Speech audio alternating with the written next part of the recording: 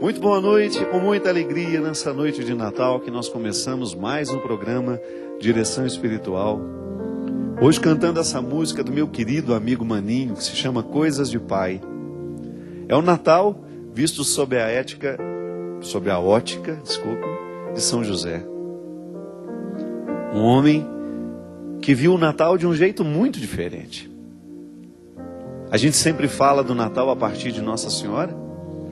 É natural que muitas vezes a gente se recorde da mãe com o filho, de todas as lutas que essa mulher precisou viver para assumir a parte que nos cabe no mistério da encarnação. O Natal é a festa mais humana do cristianismo.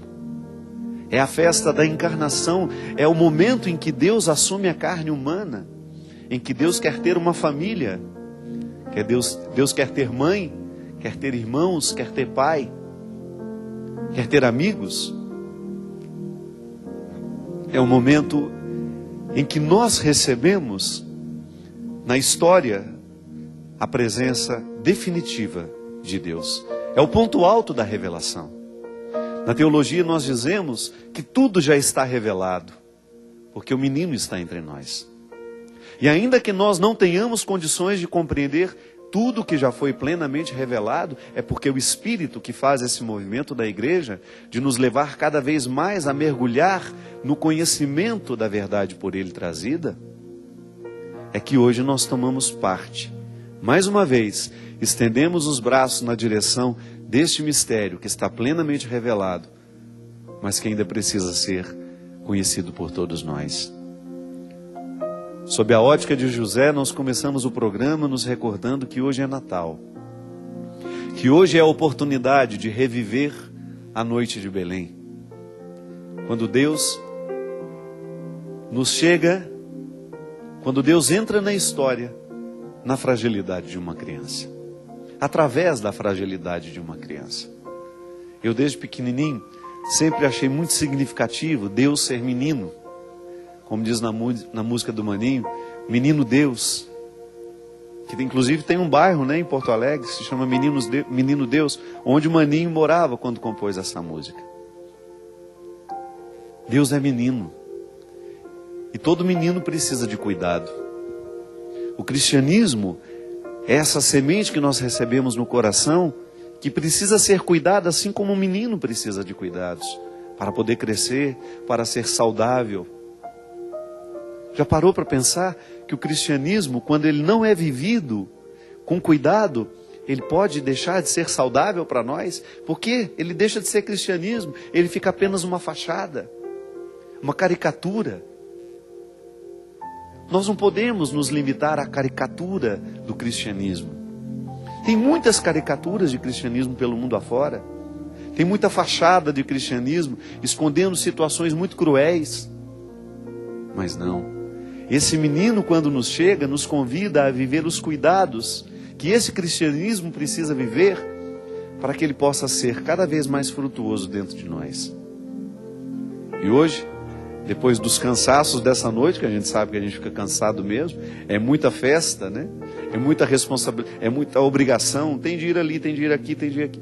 Agora, permita que no silêncio do seu coração, o Natal aconteça de verdade. A oportunidade de receber esse menino da mesma maneira como recebeu José.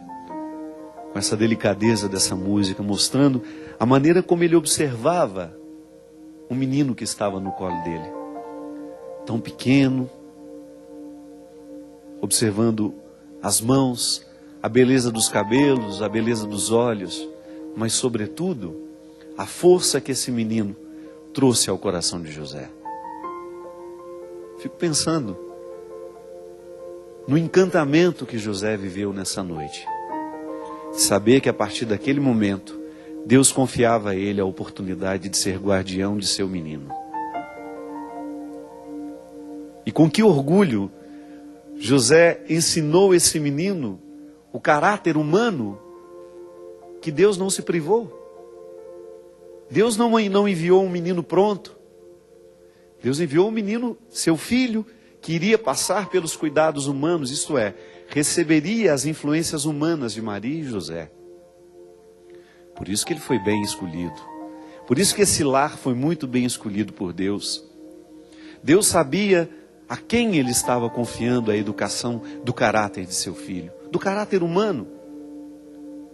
É claro que essa graça de Deus presente em Jesus, ele é Deus também. Ele é Deus como Pai. Ele é Deus na ação do Espírito. Ele é Deus trino. Mas agora, neste momento em que a Trindade se esvazia e que vive a kenosis, olha que nome bonito. A kenosis significa o momento em que Deus esvazia de si mesmo e vem viver a história como nós. Esse momento kenótico, que é a encarnação, a vida histórica de Jesus, os 33 anos que ele passou pelo mundo, historicamente vivendo como nós podemos viver, sentindo os sabores que nós podemos sentir, gostando das coisas que nós gostamos, se alegrando com aquilo que também nos alegra e se entristecendo pelas mesmas causas. É tão lindo você ver os momentos da humanidade de Jesus sendo manifestada naquele momento em que ele chora a morte de Lázaro,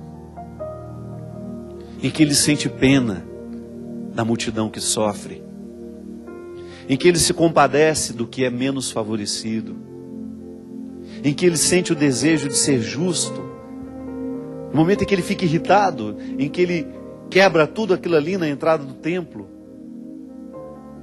Quando você vê essa humanidade de Jesus não sendo negada, ali você tem os traços de José e de Maria. Esse menino que nós recebemos hoje, esse menino que hoje nós celebramos entre nós, Emanuel, Deus conosco, hoje é Natal. Esse menino que nós recebemos, filho de Deus, é também filho de José e de Maria. E este homem, este pai que soube viver com tanta simplicidade, com tanta discrição. Você vê, em nenhum momento José está tentando impedir Jesus de ser quem ele precisava ser. Mas certamente nesses 30 anos da vida oculta de Jesus, lá José foi um verdadeiro pai, ensinando um ofício.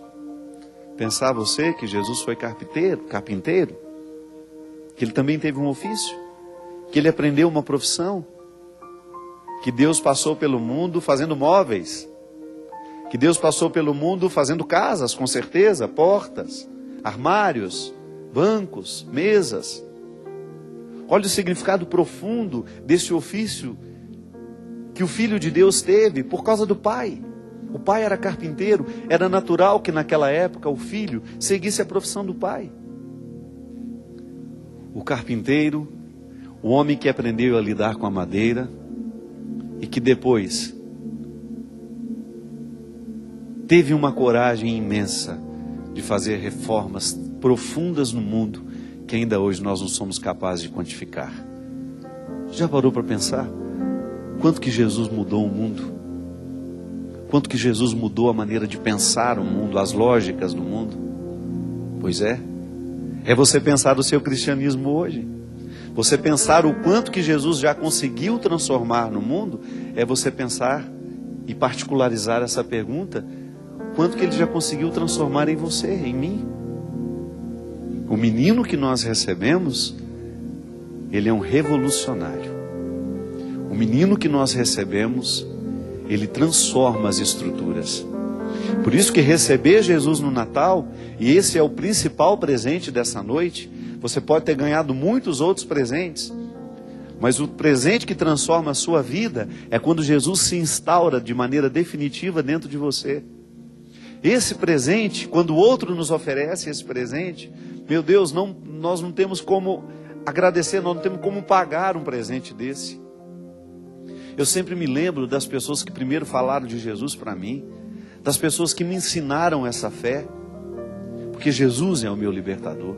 Jesus me liberta diariamente das minhas misérias. Eu, quando acordo e me disponho a lutar comigo, não contra mim, lutar comigo, para que eu tenha condições de superar as minhas fraquezas, as minhas fragilidades, eu automaticamente estou me conectando às pessoas que me primeiro apresentaram a essa fé. Eu já disse isso aqui, mas não é problema repetir. Nessa última vez que estive em Israel, Quando nós estávamos fazendo a Via Sacra, e de repente me deparei com a cúpula do Santo Sepulcro, lá no fundo. Quando eu olhei para aquela cúpula, eu pensei, meu Deus. Me lembrei das primeiras vezes que eu ouvi falar de Jesus. E do quanto que ter acreditado em Jesus foi motivador para mim. O que Jesus fez na minha vida. O lugar de onde Ele me tirou. A maneira como Ele me fez interpretar de onde saí. A maneira como Ele me fez interpretar quem eu sou, com os defeitos que tenho, com as qualidades que tenho. Sabe, pensar que aquela cúpula, ela não é só de pedra, ela é espiritual para mim. Eu, sem nunca ter tido a oportunidade de estar lá, aquele sepulcro vazio já tinha mudado a minha vida. Aquele sepulcro vazio me sustentou nos momentos das minhas maiores dificuldades. Aquele sepulcro vazio me sustentou no momento de sepultar a minha irmã, talvez um dos momentos mais dolorosos da minha vida. Um dia, aquele sepulcro vazio me foi apresentado como um dogma de fé. E traduzindo o significado da ressurreição, a morte não é definitiva na história humana. E esse menino que nasce hoje nos lembra isso. E a vida cristã é a gente receber esse menino,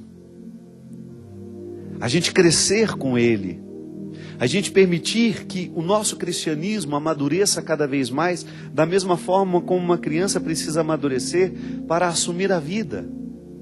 E Jesus mesmo falava disso, que num primeiro momento nós precisamos de leite, depois virá a hora do alimento sólido, justamente para nos demonstrar que o processo espiritual em nós é de amadurecimento, sim, é de crescimento. E quanto mais a gente mergulha em Deus, maior será a nossa capacidade de lidar com as adversidades da vida, de olhar tudo pelo foco da fé. Então hoje, receber esse menino Deus no nosso colo, ou na representação da manjedoura, o presépio.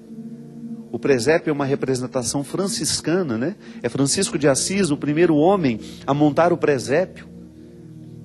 Por que Francisco fez questão de montar aquele presépio com tanta simplicidade? Porque ele foi o grande reformador da simplicidade. Francisco estava vivendo numa época em que a igreja estava muito pomposa, muito gloriosa. E ele precisava lembrar que a nossa origem é o despojamento, é a simplicidade. Você pode, padre, mas como é que vivem os ricos então? Não tem problema. É possível viver o despojamento quando se tem. Eu falava disso aqui na nossa pregação do Osana esse ano. Não são só os ricos que precisam cuidar para viverem de maneira simples, não. Quem não tem nada também pode ser orgulhoso. Quem não tem nada também corre o risco de ser orgulhoso. A gente precisa ser despojado com o que tem.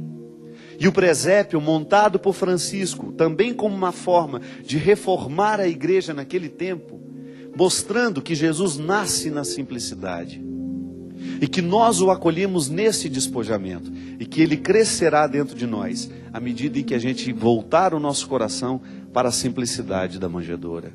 Para o contexto em que ele nasceu. Mesmo que você tenha dinheiro.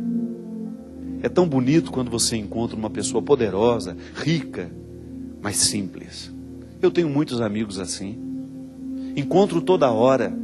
Pessoas que tiveram muito dinheiro na vida, que tiveram muitas oportunidades na vida, mas não se desprenderam da manjedoura. Sabem que o cristianismo é um recordar constante de que não importa onde a vida nos leve, por mais que a gente cresça, por mais que a gente ganhe nessa vida, o nosso coração precisa ser simples. Porque só o simples sabe dividir. Divide o que tem e divide o que é. Quantas vezes nós temos pessoas que não têm nada na vida e não são capazes de dividir nem o que elas são. Não dividem o que têm e não dividem o que são. E não tem nada. E não consegue dividir aquele pouco que tem na vida. O cristianismo, quando acontece dentro de nós, quando Jesus nasce verdadeiramente dentro de nós, ele nos amadurece para isso. Sabe, para você olhar para aquilo que você é e ser capaz de relativizar o seu próprio sucesso. É tão interessante uma pessoa que é capaz de relativizar o próprio sucesso, que sabe valorizar o que alcançou, que dá valor ao que a vida lhe deu, mas que ao mesmo tempo sabe que tudo isso é uma vaidade que passa. Tudo passa. E o que fica de nós, minha gente, é o tanto que a gente amadureceu com esse menino. É o tanto que esse menino provocou modificações dentro de nós. É o tanto que esse menino nos libertou das nossas vaidades, das nossas prepotências, das nossas arrogâncias. Uma criança, quando chega no coração de uma família, ela muda aquela família, se as pessoas estiverem dispostas. A mãe vai passar a valorizar muito menos as bobagens que antes ela valorizava, porque o filho mostra para ela isso. O filho mostra para o pai o que realmente importa. Basta que o pai queira ver. É por isso que é tão significativo receber Jesus menino, porque ele muda o nosso jeito de ver. Ele nos simplifica. Porque se quiser fazer o Natal ser verdadeiro, terá que voltar ao contexto da manjedoura. Por mais chique tenha sido a sua noite de Natal, por mais sofisticada que tenha sido a sua ceia, é a hora do despojamento. Fique a sós com Jesus. Se não ficar a sós com esse menino, se não olhar nos olhos dele, o Natal não acontece dentro de nós. Se não ficamos a sós com esse menino, se não olharmos para ele e ouvir dele quais são as exigências para esse ano, a criança nos exige. Da mesma maneira como uma criança exige que o pai e a mãe mude a vida porque ela chegou. Uma mãe, depois que ela tem um filho, ela nunca mais pode viver do mesmo jeito que vivia antes. A criança traz exigências. O significado do Natal é esse. O menino chega e nos pede alguma coisa. Fique a sós com esse menino. É a hora de ouvir o significado do Natal deste ano. Porque Deus nunca nos quer vivendo o Natal da mesma forma. Quando nós dizemos que Jesus nasceu, tudo bem, ele nasceu. E o que ele me pede neste ano? O que será que esse menino vai querer trabalhar em mim? O que esse menino vai querer amadurecer em mim ao longo deste ano? Porque só pode viver o cristianismo quem recebe o menino na noite de Natal, quem amadurece com ele, quem sobe pelas vias dolorosas da vida, que são muitas. Passa pelo sepulcro, passa pelo Calvário, experimenta a tristeza da morte e depois é capaz de contemplar o sepulcro vazio como uma mística de vida. Então o sepulcro vazio está ligado à noite de hoje. A Páscoa está ligada com o nascimento do menino. E nós o recebemos da mesma maneira que São José, com responsabilidade. Esse menino agora terá de provocar na nossa vida as mudanças que são próprias do Natal. Nascimento, Natal é nascimento. É tão bom nascer. É tão bom você ter a oportunidade da vida. É tão bom você contemplar uma realidade nascendo. Um filho que nasce. Uma planta que cresce. É tão bom você estar em perfeita harmonia com essa vida que nunca para de nascer. É o processo humano. Nós estamos em constante renascimento. É a lição do Natal. Porque a partir do momento que Deus nos exige, que Deus nos pede novos posicionamentos, é como se um novo sopro de ar penetrasse o nosso corpo e nos colocasse diante da vida de uma nova maneira. Por isso, depois de já ter festejado tanto, eu sei que você está até cansado das festividades do Natal, fique a sós com o menino. Permita que essa noite seja verdadeiramente de nascimento para você. Ouça desse menino quais são os frutos que nós vamos colher ao longo deste ano com ele. Frutos de conversão. Permita que o menino lhe fale o que no seu coração precisa ser diferente e que pelas graças do Natal poderá ser alcançado. Permita que o menino lhe indique o caminho a ser seguido. Não existe cristianismo sem metas. Não existe cristianismo sem caminhos estabelecidos. A conversão, ela é pontual, ela é processual.